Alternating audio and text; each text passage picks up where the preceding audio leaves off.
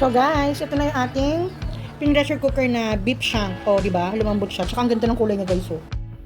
Hi guys! For today's video ay magluluto ako ng requested ko yung ulam na beef and mushroom. Kaya tara, samahan ninyo ako magluto. So ito yung mga ingredients natin para sa lulutuin nating beef and mushroom. So ito, meron tayong beef dito. Syempre, nahugasan ko na yan. Ito, meron tayong mushroom. Isang pack lang na ganyan. So gagamit din ako ng liquid seasoning, butter para panggisa natin, at saka para din sa sauce. Syempre, meron din tayong bawang at sibuyas panggisa, panimpla natin, salt and pepper, at meron tayong Knorr cubes na beef. Ito, para to dun sa sauce natin. Kailangan din natin ng harina, mga 2 tablespoon ng harina. So tara na guys, magluto na tayo. So yan guys, maglagay tayo ng konting butter. Mainit na siya. So, igisa na natin yung ating bawang. So, kahit anong unahin nyo pwede. Pwede nyo unahin ng bawang, pwede nyo unahin ng sibuyas, pwede nyo pagsabayin. So, saan kayo masaya, yun ang gawin nyo, ha? So, ayan, isunod na natin ang ating sibuyas. Ayan. Medyo na parami yung yung hiniwa kong sibuyas, pero carry lang yan, guys, ha? So, guys, serve na natin yung ating beef. Ayan.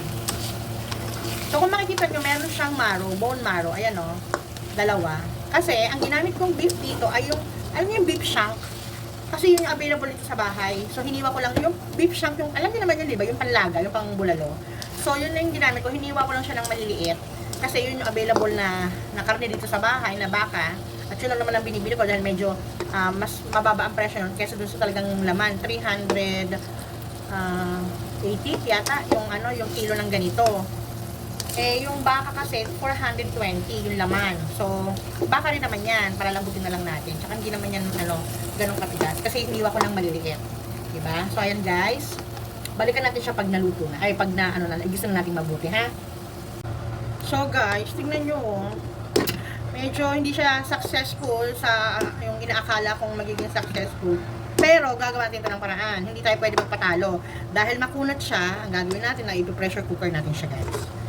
Okay, huwag tayo mawalan ng pag-asa dyan. So, carry pa yan guys, lambot pa yan, gagamitin natin ang ating pressure cooker. So, tara guys, ilipat na natin sa pressure cooker.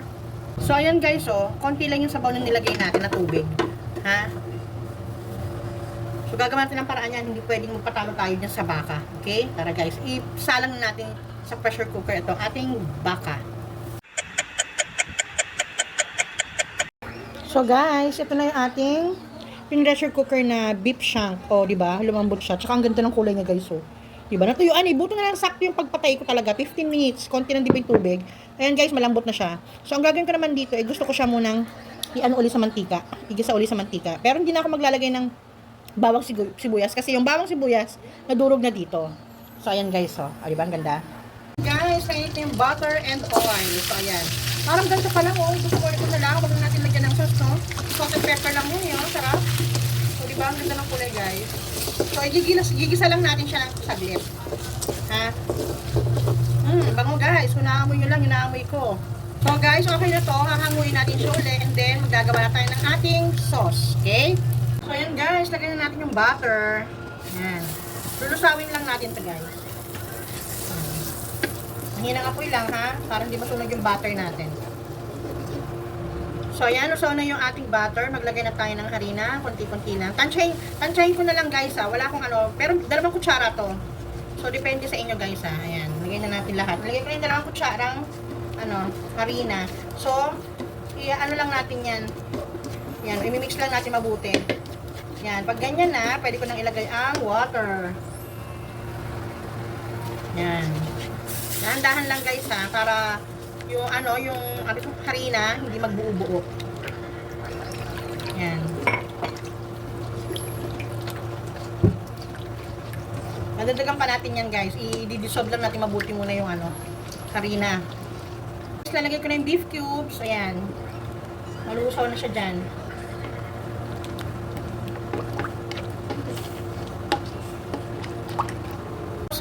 Guys, maglalagay lang ako ng isang kurot ng asin kasi meron tayong beef cubes eh.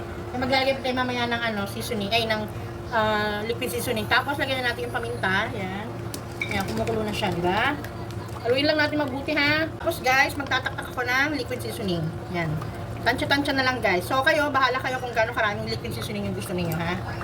Yan. Konti lang naman yun. Siguro mga 50 na taktak lang yun. Yan.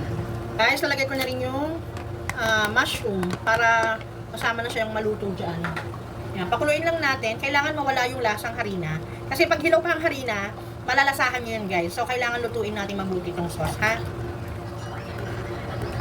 Guys, nakalimutan ko yung oyster sauce. So, maglalagay ako ng konting oyster sauce. Mga kalahating kutsarang oyster sauce, ha? Pero depende sa inyo kung gusto nyo maglagay o hindi. Ako gusto ko maglagay.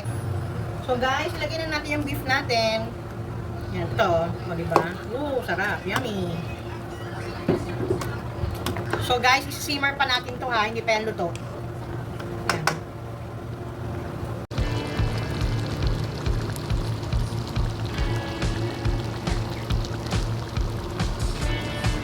So guys, luto na siya. So guys, buburan natin siya ng toasted garlic. Ayan, o diba? Ito na po ang version ko ng beef and mushroom. Sana nagustuhan nyo. Thank you for watching. Bye!